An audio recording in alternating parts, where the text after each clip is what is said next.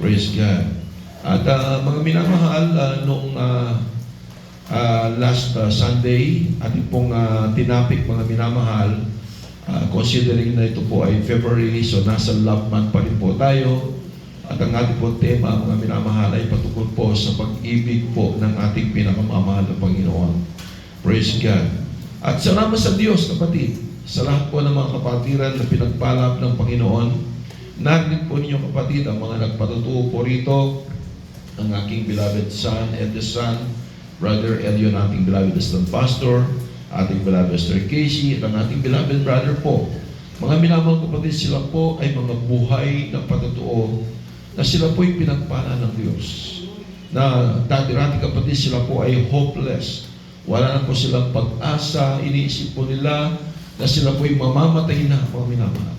So, ganoon na lang po kapatid ang pag-ibig ng Diyos sa bawat sa atin. Na ang ating Panginoon hindi po bumibigo. Siya po, mga minamahal, ay nag-grant ng ating po mga prayers, ang ating po mga petitions. Dahil ang ating Diyos na pinaglilingkuran at ang ating Diyos na nakilala, siya po ay Diyos na buhay. Amen. Amen. At ang ating Diyos na ito, mga minamahal, siya po ay nagpapagaling ng mga karamdaman. Yan po ang ating Panginoon. At ating Diyos, mga minamahal, kanya pong pinapagaling ang mga oppressed, mga depressed, mga minamahal, mayroong mga anxiety. Walang imposible sa Panginoon. And even, mga minamahal, mayroong pong demon possessed, kapatid. Siya po ay inaalihan po ng mga masamang espiritu ng 2,000, kapatid, na nandun sa kanyang katawan.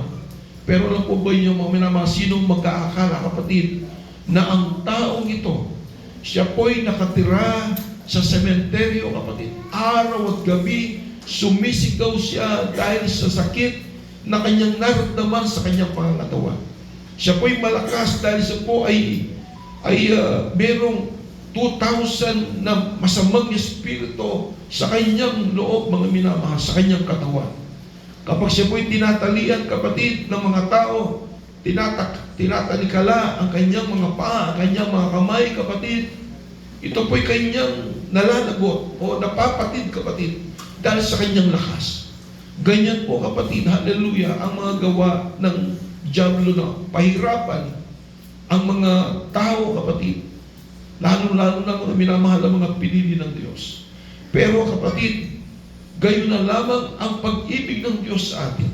Nandiyan po palagi ang Panginoon. Siya ang nangako, kapatid, ang sabi ng Biblia, I will never leave thee nor forsake thee.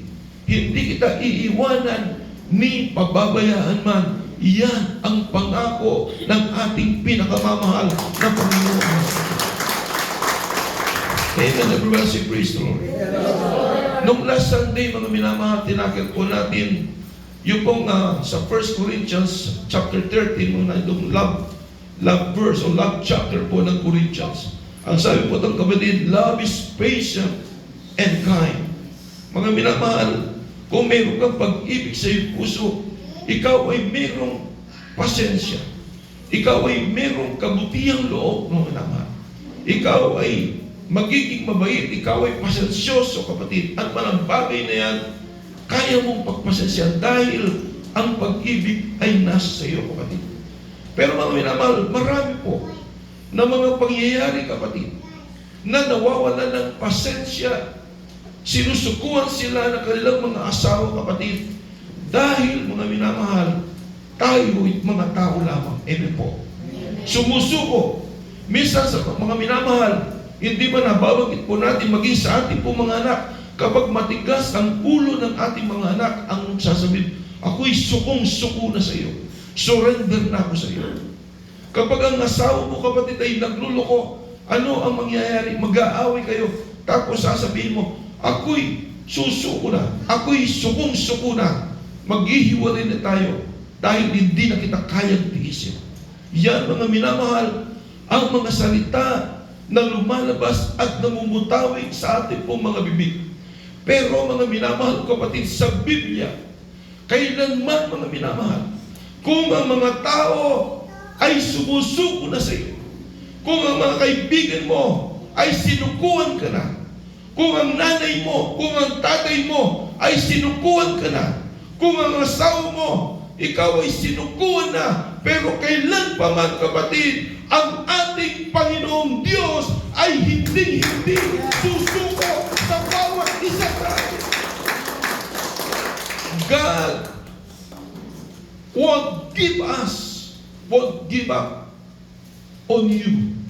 Kailanman, kapatid, hindi susuko ang Diyos sa iyo, kapatid. Amen. Nagiging matigas man ang ulo mo. Ikaw, kapatid, minsan ay palamig-lamig. Ang iyong paglilib sa Diyos ay parang roller coaster. Lilitaw, lulubog, mga minamahal sa gawain. Ikaw ay lumalayo sa presensya ng Panginoon. Pero sunod pa rin ang sunod sa iyo ang Panginoon. Bakit? Dahil, kapatid, mahal ka ng ating pinakamamahal na Panginoon. Amen. Everybody say, praise the Lord. Yan ang pag-ibig ng Diyos, kapatid. Minsan nawawala ka, mga minamahal. Pero kapatid, ang gagawin sa iyo ng Diyos, hahanapin ka. Hahanapin ka dahil ikaw ay tupa ng Diyos. Kung ating bumabasa, kapatid, dito po sa Matthew, chapter 18, verses 11 up to 14, kapatid. Ito pong sinasabi ko ng Biblia, na meron daw po, kapatid, isang tao, na meron po siyang pag-aari ng 100 tupa. Ang isa ay nawawala. Anong ginawa ng Diyos? Anong ginawa ng taong ito ang minamahal? Ang ginawa niya, iniwanan niya yung 99 na kanyang tupa at hinanap yung isa. Mga minamahal, basahin po natin. Sapagkat ang anak ng tao ay naparito upang iligtas ang nawala. Ano ang akala ninyo? Kung ang isang tao ay may 100 tupa at maligaw ang isa sa mga yaon, hindi baga iiwan niya ang 99 at pasa sa kabundukan at hahanapin ang naligaw? At kung mangyari na masumpungan niya, ay katotohanan sila, sabi ko sa inyo, na magagalak ng higit dahil dito kaysa 99 na hindi nanaligaw. Gayon din na hindi mga kalooban ng inyong amang nasa langit, na ang isa sa maliit na ito ay mapahama. Palakpakan po natin ang Panginoon. Hinalimbawa ng Panginoon, kapatid, ang isang tao na may pag-aari ng 100 sheep o 100 na tupa, kapatid. At napansin niya, mga minamahal, na mayroong isang nawawala. Ito'y naligaw, kapatid, at ito'y napasa kabundukan, mga minamahal. Ano ang ginawa ng taong ito? Ang ginawa ng taong ito, iniwanan niya yung 99 na kanyang mga tupa at kanyang hinanap, kapatid, yung isang naliligaw na tupa. Siya'y nandoon sa kabundukan, marahil, kapatid, siya po'y malapit na sa bangin at mahuhulog na at sigurado mamamatay na po siya. Pero mga minamahal, kanyang pinagsikapan na makuha yung isang yon, kapatid. Marahil ang tupang yon, halimbawa lang, ang pangalan niya ay Moja. Inaamo-amo, kapatid, baka biglang lumayo, biglang tumakbo. Pero mga minamahal, tinatawag-tawag niya ng Moja, come, Moja, come. Hanggang sa lumapit ito, kapatid, upang kanyang masalba sa tiyak na kapamakan. Ang sabi ng ating Panginoon, ganoon din daw po, kapatid, ang anak ng tao. Ganun po ang anak ng Diyos, ang ating mahal na Panginoon Jesucristo, na hindi niya hahayaan na ang isa ay maligaw at mawala, kapatid, whether we like it or not, kapatid. Kapag ikaw ay tupa ng Diyos, mga minamahal, kahit saan ka man, lumaluyo ka man, ikaw man ay naligaw ng landas, pero ang sabi ng Panginoon, dahil sa pag-ibig ng Diyos, hahanapin at haharapin ka ng ating Panginoon at kanyang nililigtas ka.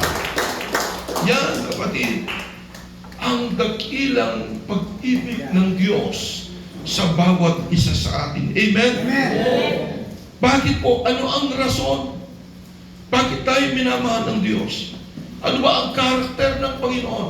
Ito po kapatid, ang karakter ng Panginoon. Mga awit o Psalms 86, verse 15, mga minamahal.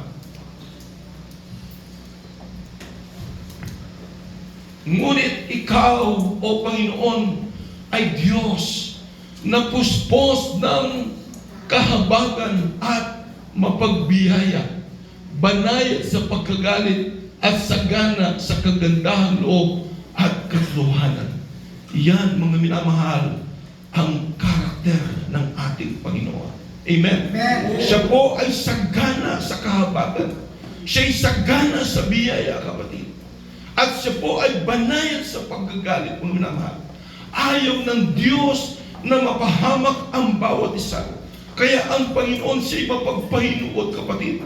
Siya'y merong long suffering na dapat sana, mga minamahal, anytime pwede tayong kunin ng Panginoon. Amen. Amen. Ang sabi nga ng ating beloved brother po, kapatid, siya'y binigyan ng pagkakataon ng Panginoon upang siya'y magsisi at maglingkod sa Diyos.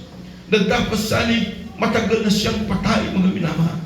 Pero totoo, kapatid, ang sabi ng Biblia, ang Diyos ay banayad sa pagkagalit dahil ang Diyos ay punong-puno ng biyaya, punong-puno ng kasaganaan. Yan po, mga minamahal, ang karakter ng ating pinamahal na Panginoon.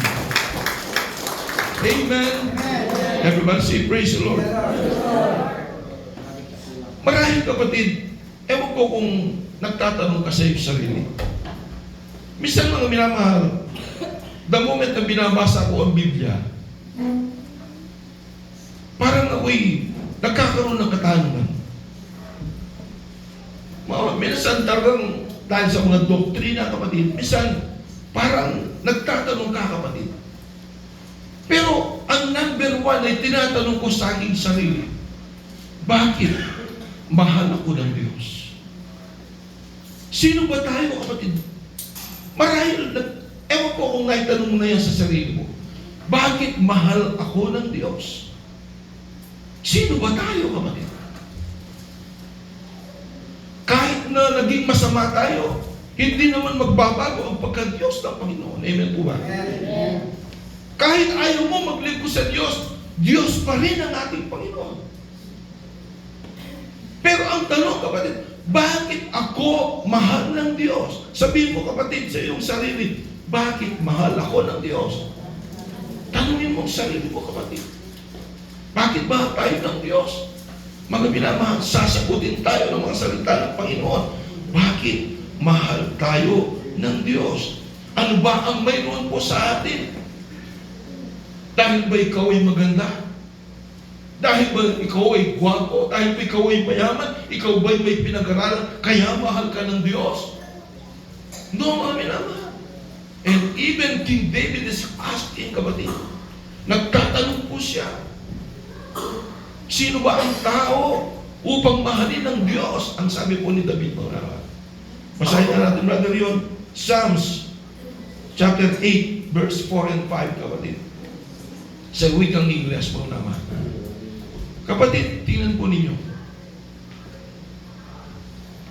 What is man that thou art mindful of him? Ano ba ang taong, sabi po niya, bakit palagi tayong iniisip ng Diyos? Palagi tayong inaalala ng Panginoon. Ano ba ang tao, kapatid? Wala naman tayong ginagawa dito, kundi ang magbigay ng sama ng loob sa ating Panginoon. Wala naman tayong ginagawa rito, kapatid, kundi ang palaging malungkot ang Panginoon sa ating mga ginagawang kasalanan, sa ating ginagawang pagsuway. Pero nagtatanong itong si David, ang sabi niya, what is man that thou art mindful of him, and the Son of Man that thou visitest him, kapatid. Mga minamahal, marahil yan po ang tanong din po ninyo. Ano ba tayo? Bakit palagi tayong iniisip ng ating pinakamamahal na Panginoon? Ano ba ang meron sa atin, kapatid? Ang mga tao, mga minamahal, sasabihin na, I love you because you are kind. I love you because you are rich. I love you because you are beautiful. I love you because you are handsome. Marahil ganun ang tao, kapatid. Amen. Amen. Pero sa ating Panginoon, mga minamahal, hindi po sinabi ng Panginoon, I love you because. Hindi yan sinabi ng Panginoon. Bakit? Wala naman po tayong katangian na pwedeng makapagbigay lugos sa ating Panginoon. Amen. Pero ang sabi ng Panginoon, I love you in spite of you are bad. Amen. Minamahal kita. Bagamat ikaw ay masama, ikaw ay pasaway, minamahal tayo ng Diyos. Hindi sinabi ng Diyos, I love you because you are faithful. No, kapatid. Hindi sinabi ng Diyos na mahal kita dahil gumagawa ka, sumasamba ka palagi. Pero sabi ng Panginoon, I love you in spite of. Amen? Mahal kita kahit na masama ang ugali mo. Mahal kita kahit nagpasaway ka. Mahal kita kahit lumalayo ang palagi sa akin. Mahal kita kahit ayaw mong sumamba sa akin. Ang pag-ibig ng Diyos ay walang kondisyon. Amen? Palakpakan po natin ang malakas ang Panginoon. Dahil mga minamahal, hindi naman inibig ka ng Diyos nung ikaw ay makakilala sa Panginoon. Hindi ka inibig ng Diyos, kapatid, dahil sumasamba ka na rito, kapatid. Hindi ka naman inibig ng Diyos dahil born again Christian ka na. Bagkus, kapatid, ang sabi ng banal na kasulatan, Romans chapter 5 verse 7 up to 8, while we were yet sinners, Christ died for us. Amen. Nung tayo pa'y makasalanan, mga minamahal kong kapatid, tayo na po ay minahal na ng ating mahal na Panginoong Diyos dahil ibinigay niya ang kanyang bugtong na anak. Ibinigay niya ang kanyang sarili upang sa gayon, kapatid, tayo po ay tubusin sa ating mga kasalanan. Amen. Amen. Nung hindi mo pa nakikilala ang Diyos, ikaw ay lasing na lasing, kapatid. Ikaw ay langong-lango sa alak. Kumakanta ka pa, kapatid, sa videoke ng touch by touch. Touch by touch. Inaawit mo pa, kapatid, ang and stairway to heaven. Ano nga, kapatid, ang ginagawa mo noon? Ikaw ay pasuray-suray. Ikaw, kapatid, ay adik sa mga sugal, sa mga bisyo, sa mga droga, kapatid. Pero nung time na ikaw ay nandoon sa kasalanan yon, hindi mo ba alam, kapatid, na ikaw ay minahal na ng ating Panginoong Jesucristo dahil binigyan niya ang kanyang buhay para sa iyo. Yan ang pag-ibig ng Panginoon. Amen? Ano ang sabi dito, kapatid? Sapagkat ang isang tao ay bahagya ng mamatay dahil sa isang taong matuwid. Bagamat dahil sa isang taong matuwid, marahil ay may mga mamatay. Tatagpuat ipinagtatagubilin ng Diyos ang kanyang pag-ibig sa atin nang tayo'y mga makasalanan pa, si Kristo ay namatay dahil sa atin. Amen? Ibig sabihin, kapatid, hindi tayo minahal ng Diyos dahil born again Christian ka na. No! Minahal ka ng Diyos nung ikaw ay makasalanan pa. Yan ang dakilang pag-ibig ng ating pinakamamahal na Panginoong Jesucristo. Amen. Everybody say praise the Lord. Hallelujah.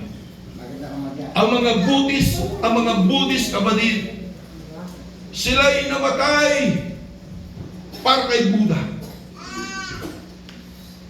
Ang mga Muslim, sila'y namatay para kay Allah. Pero ang ating Panginoong Jesucristo, siya'y namatay para sa mga Kristiyano, siya'y namatay para sa mga Buddhist, siya'y namatay para sa mga Muslim. Dahil ang sabi ng Biblia, John 3:16, for God so loved the world, He gave His only begotten Son, that whosoever believeth in Him. Ang Diyos ay namatay sa lahat. Pero kapatid, kinakailangan mong tanggapin ang Panginoon. Amen? Amen. Amen? Amen. Siya namatay para sa lahat. Pero kinakailangan lumapit ka sa Kanya. Tanggapin mo siya bilang Diyos, Hari, Panginoon ng iyong buhay, kapatid. Ang Diyos, hindi siya nagtatangi ng tao. Amen? Amen. Whether you are a Rizalista, kapatid.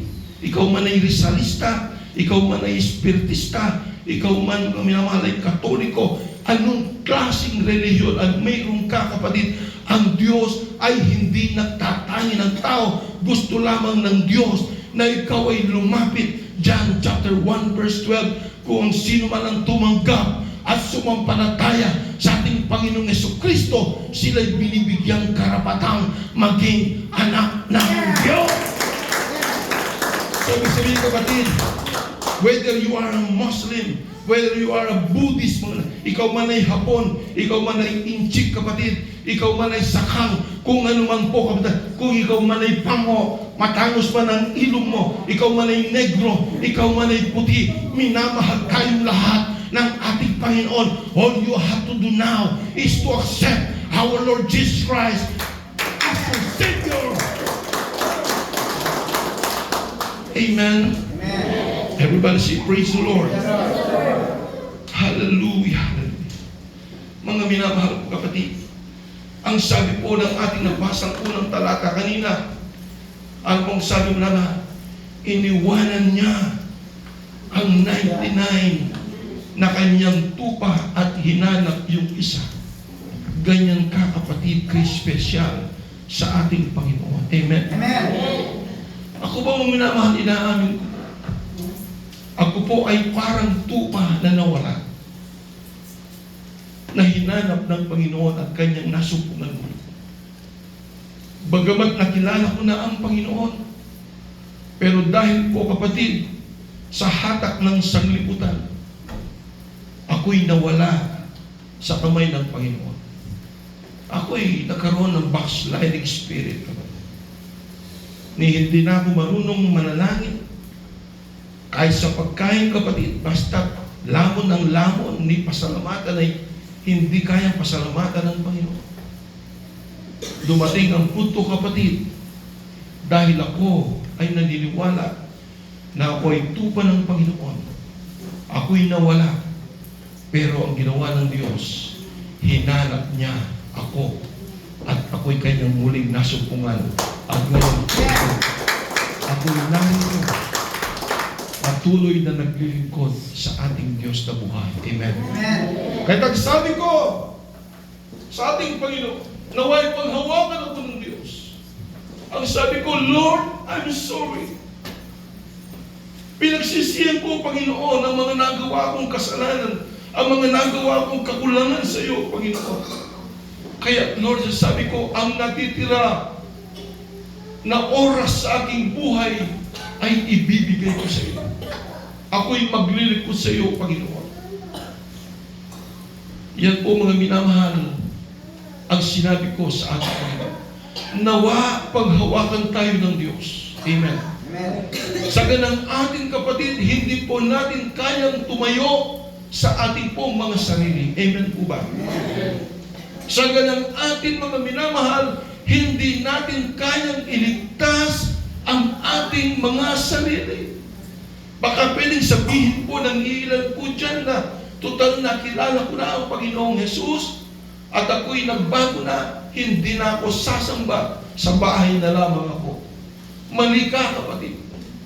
Tayo'y narito, kapatid, hindi upang iligtas natin ang ating mga sarili. Amen po ba? Amen. Hindi mo kayang iligtas ang sarili mo.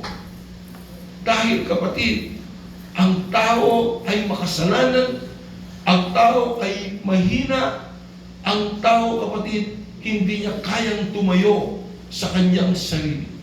Pero kapatid, alam po ba ninyo bakit tayo narito? Hindi sa ganang inyong sarili. Hindi sa ganang inyong mga kaibigan na na-invite kayo. No, kapatid. Hindi sa meron kayong kailangan kay Councilor Noel Castro. No, kapatid. Niloob ng Diyos na kayo'y narito dahil, kapatid, mahal kayo ng ating Panginoon.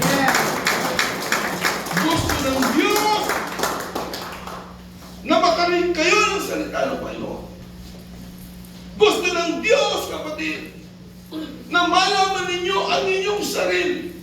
Na tayo pong lahat ay basahan lamang sa harapan ng Panginoon. Pero bagaman tayo basahan sa harapan ng Panginoon, kayo na lamang ang pag-ibig ng Diyos. Tayo po ay kanyang hinugasan na kanyang banal na dugo upang sa gayon, kapatid, tayo po ay magkaroon ng buhay na walang hanggan sa piling ng ating Panginoon. Yan ang pag-ibig ng Diyos, kapatid. Kaya po nung naman nakakalungkot, ang dami na po nating naimbitahan, pero hindi po sila nagpapatuloy.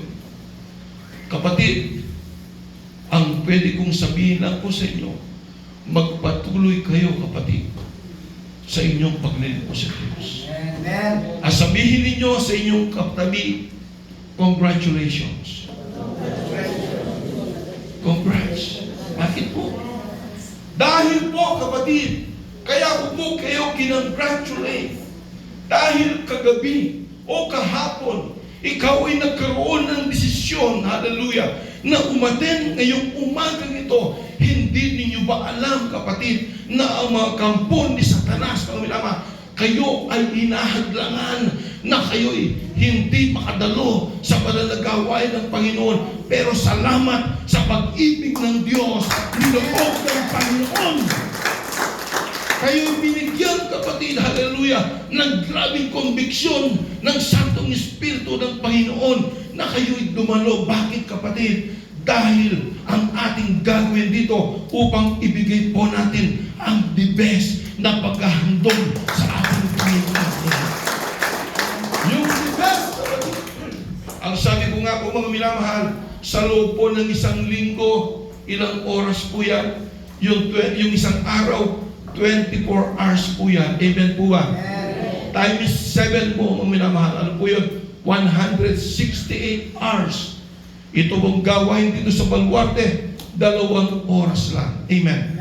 Ibig sabihin nun, yung 166 hours within a week, ibinibigay sa iyo ng ating Panginoon.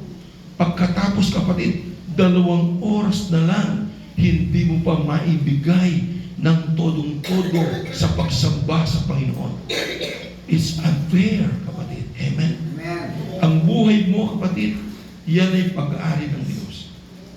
Ang hininga mo, kaya ka humihinga, pag-aari ng Diyos. Amen.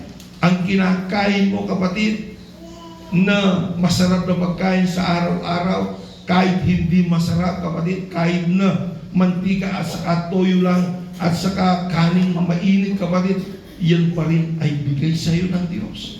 So ang lahat ng source, kapatid, yan pong lahat ay galing sa pag-ibig sa atin ng Diyos. Amen? Amen. Maging ang buhay mo, maging ang buhay natin, yan ay pag-aari ng Diyos.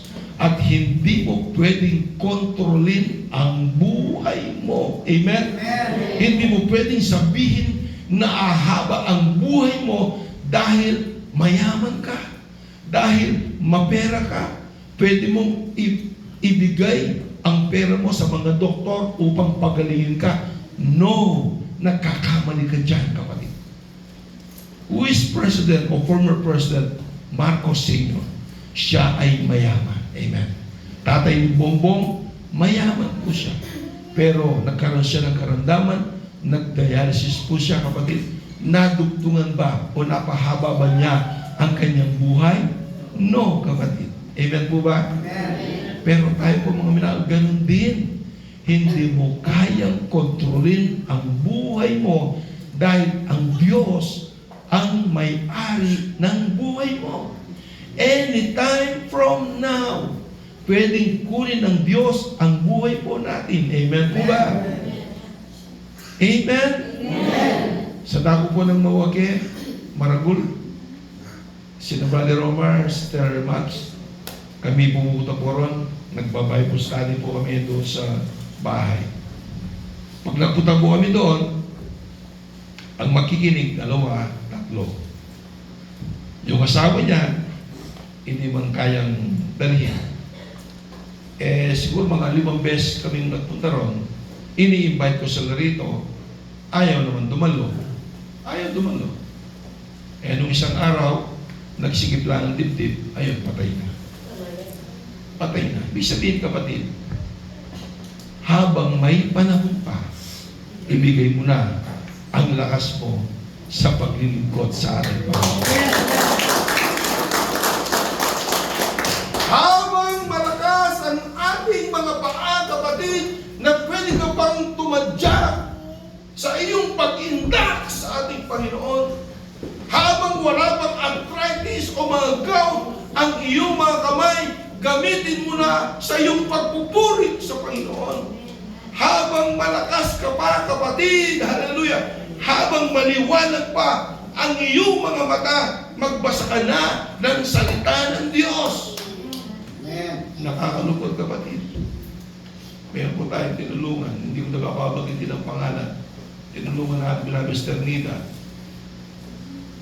More than 2 years nang hindi nakakakita.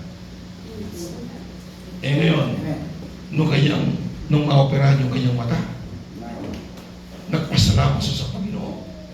At nakita niyo kanyang asawa dahil after 2 years, nakita niyo yung asawa niya. Ang sabi niya, pumangit na pala ang asawa ko. Ibig sabihin, lumiwanag na yung kanyang mata. Pero ngayon, nakakalungkot. Maliwanag na yung kanyang mata. Dati-rati, nung bulag po siya, kung ang gawain po rito, alas 11:30, alas 11 pa lang nandito na. Kung meron po tayong Bible study, alas 2 ng hapon, alaw na pa lang nandun na. Pero ngayon, kapatid, dahil lumiwanag ng ang mata, babad na ngayon sa madyong. Babad na ngayon sa talking. Kapatid, huwag po nating sayangin ang ating buhay. Amen? Gusto ng Panginoon, habang wala pa tayong nararamdaman, kapatid, maglingkod ka ng tama sa ating Panginoon. Kapag lumpo ka na, kapatid, ikaw ay tinutulak na lamang sa wheelchair, doon ka lang sasamba. It's too late. Hindi naman it's too talaga. Meron pang pag-asa. Amen. Dahil nakakasama pa. Pero huwag na po nating hintayin yun. Habang malakas pa tayo, magpagamit ka na sa ating pinakamamahal na Panginoon. Amen. Praise the Lord. Magkukwento pa ako. Nakakalungkot din. Siyempre, ang nagiging inspirasyon po namin kayo. Number 1, kasi po kapatid, the moment na nakikita ko na mainit kayo naglilingkod sa Diyos, tuwang-tuwa po kami, galak na galak po kami. Yun ang kagalakan po namin. Pero kapag latang-lata kayo, parang lungkot na lungkot kayo, tapos, halimbawa lang kalahati yung mga umaten, lugmok po kami, kapatid, lugmok po kami. Gusto po namin umiyak, kapatid, dahil nalulungkot po kami. Alam po ba ninyo, kapatid? Konting oras na lang. Kahapon, nagpunta kami sa Bible study. Ngayon po mga minamahal, dati-rati, almost 30. Di ba naipagdo ko sa inyo? Almost 30 yung umaten. Nakikita ko, napapansin ko, bakit kaya ayaw umalis nito? Nagtanong ako ngayon, kapatid, halika. Yung nag-invite, kapatid, meron ka bang sinabi sa kanila na magbibigay ako after the service? Kasi, ano po ninyo kasi, konsyal, nasana yung mga tao rito, kapag may dumating ng politisyan, magbibigay ng ayuda. Nagkataon lang po, meron akong 1,000. Sabi ko, mga kapatid, hindi po ako naparito bilang isang politisyan. Ako'y naparito para po maghayag ng salita ng Diyos. So ito po ang 1,000. Magbirin na po kayo. Ano ko, mabilis nila. Pumunta sila sa nagtitinda ng fishball. At talagang sila. Ngayon kapatid, kahapon, dahil nakita nila nung last na wala akong ibinigay na kahit na $1,000 sa kanila. But, yung almost 30, naging 7 na lang yata. Sabi ko, mahal na kapatid. Pinangarap ko kapatid Pinangarap ko sa kanila, mahal na kapatid. Ang pagkain ay mahalaga. Mahalaga po yan. Ang edukasyon ay mahalaga. Ang pamilya ay mahalaga. Pero mayroong mas mahalaga po dyan. Ito po ay ang kaligtasan ng ating mga kaluluwa na ibinigay sa atin. Naalala ko po mga minamahal ang isang kwento sa Acts chapter 3, mga minamahal. Na doon isang lumpo, kapatid, mula sa sinupupunan ng kanyang ina, siya po ay lumpo na. Kaya nung siya po ay ipinanganak, siya po ay lumpo na, mga minamahal. At ang lumpong ito, siya po ay lumalaki, at siya po ay dinadala, kapatid, doon po sa pintuan ng templo, mga minamahal, sa may beautiful gate. Araw-araw naging routine sa kanyang buhay na siya po ay dalhin, mga minamahal, doon po sa pintuan ng templo upang humingi po ng limos. Ang lumpong ito, mga minamahal, dahil siya po ay inborn na lumpo. Inborn, imagine na, inborn na lumpo. Siya po marahil ay nakahiga, tapos nakaganon ang kanyang palad, mga minamahal. So lahat po ng dumadaan doon po sa daan na ngayon, sa pintuang iyon, na papasok sa templo, sila po ay nagbibigay ng limos sa kanya. Isang araw, kapatid, si Pedro at si Juan, sila po, mga minamahal, ay dumaan po doon. At ang taong ito, nakapokus po siya, kapatid, sa dalawang ito, na si Juan at si Pedro. Ang sabi ni Pedro, tumingin ka sa amin. Tumingin po ang lumpo. Ang lumpong ito, kapatid, siya po ay umaasa na bigyan po siya ng pera ni Pedro at ni Juan. Pero ang sabi po ni Pedro, kapatid, pila at ginto ay wala ako. Pero ang nasa akin, ang siyang ibibigay ko sa iyo. Sa pangalan ni Jesucristo na taga Nazareth, tumayo ka, lumakad ka, at karakada, kapatid, yung lumpong yon na inborn na lumpo, lumakas ang kanyang mga paa, lumakas ang kanyang mga bukong-bukong, at siya'y tumayo, lumakad, lumulutad, nagpupuri sa kanyang. Yan ang pag-ibig ng Diyos na hindi kaya ibigay ng tao. Ang mga tao, kapatid, ang kanilang natural na estado, they are expecting something to receive.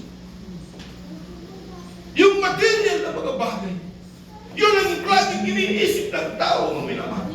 Pero hindi niya, mga minamahal, inisip na sa kanyang buong buhay na siya po'y maglalakad pa, kapatid. Imagine, inborn po siya na siya'y lumpo.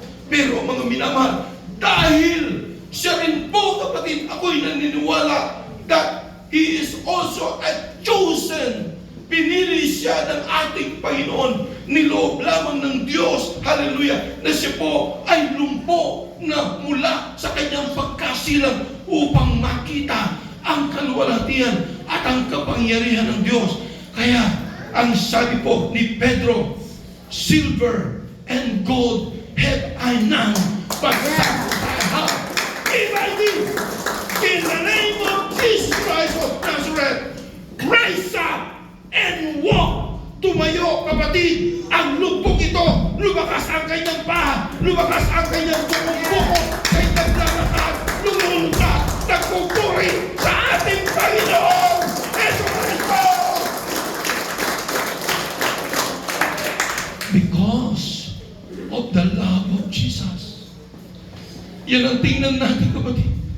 Dahil mahal tayo ng Panginoon. Amen? Amen. Hindi yung kapag meron kang prayer, Panginoon, pagpalain mo ko sa financial. Panginoon, pagpalain mo ko sa material. Kapag hindi yan binigay ng Diyos, magkakampo ka na ngayon sa Panginoon.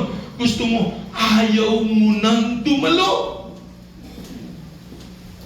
Hindi naman totoo yan. Hindi naman totoo at ang pinapangaral dyan. Bakit? Hihina ko ng hingi. Pero, wala namang katugunan ang aking mga panalangin.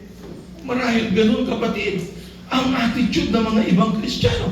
Kaya bisan, hindi na dumadalo yung iba.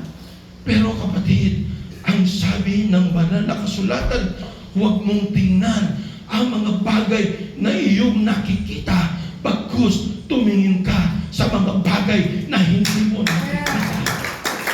Amen? Yung kapatid, tignan mo ang pag-ibig ng Diyos sa atin. In that while we were yet sinners, but Christ died for us. Siya'y namatay para sa atin nung tayo'y makasalanan pa. Ang gawin na lang po natin ay ang paglingkuran, pasalamatan at sambahin every time na tayo naman. Amen? Bago natin tumayo kung minamahal, purihin natin ang ating Panginoon. Praise the Lord. Mga minamahal, ang awiting ito, kapatid, ito po ay komposisyon ng ating mahal na kapatid, beloved Sister Marisa. Mga minamahal, ang awiting ito, kapatid, ito'y nagsasaad ng dakilang pag-ibig ng ating Panginoon.